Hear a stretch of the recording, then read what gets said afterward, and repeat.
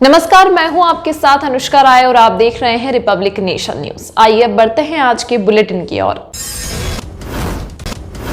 प्रधानमंत्री नरेंद्र मोदी ने मंगलवार को उड़ान के दौरान बीमार हुए सहयात्री की मदद करने के लिए केंद्रीय मंत्री भागवत कराड़ की सराहना की। मोदी ने कहा, सदैव हृदय से एक चिकित्सक मेरे सहयोगी द्वारा किया गया शानदार कार्य। कराड़ ने मंगलवार को एक उड़ान के दौरान बीमार पड़ गए यात्री की मदद की।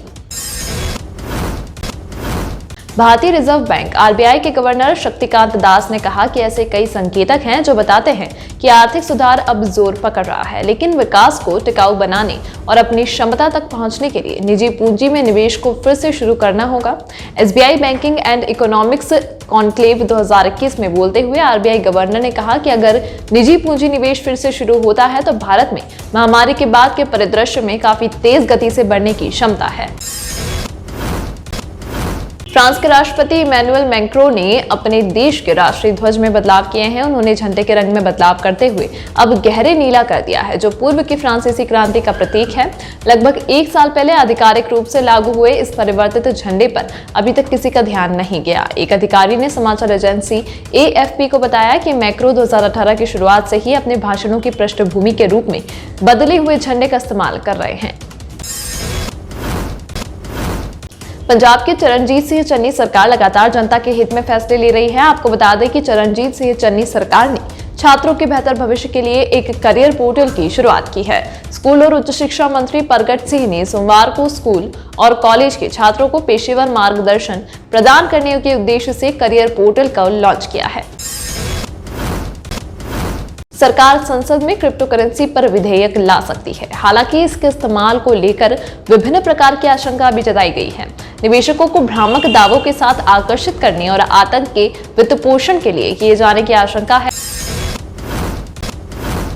भारतीय प्रेस परिषद पीसीआई ने मंगलवार को राष्ट्रीय प्रेस दिवस मनाया और प्रतिष्ठित व्यक्तियों ने देश में मीडिया के योगदान और विकास को याद किया। इस मौके पर पीसीआई ने मीडिया से कौन नहीं डरता विषय पर एक सेमिनार का आयोजन किया।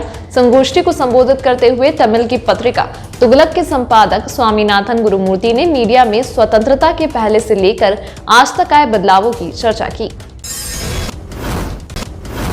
देश में कोरोना संक्रमण के 10,197 नए मामले दर्ज किए गए हैं। वहीं पिछले एक दिन में कोरोना से 12,134 मरीज ठीक भी हुए हैं।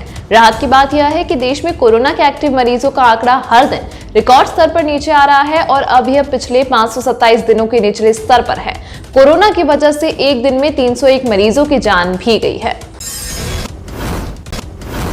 उत्तर प्रदेश के विधानसभा चुनाव से ठीक पहले यहां की पार्टियों में भगदड़ जैसा माहौल बनना शुरू हो गया है। इसी कड़ी में बीजेपी बुधवार को समाजवादी पार्टी को बड़ा झटका देने जा रही है। खबरों के मुताबिक सपा नेता सीपी चंद, रविशंकर पप्पू, राम निरंजन, नरेंद्र भाटी और अक्षय प्रताप आज बीजेपी में शामिल हो सकते हैं।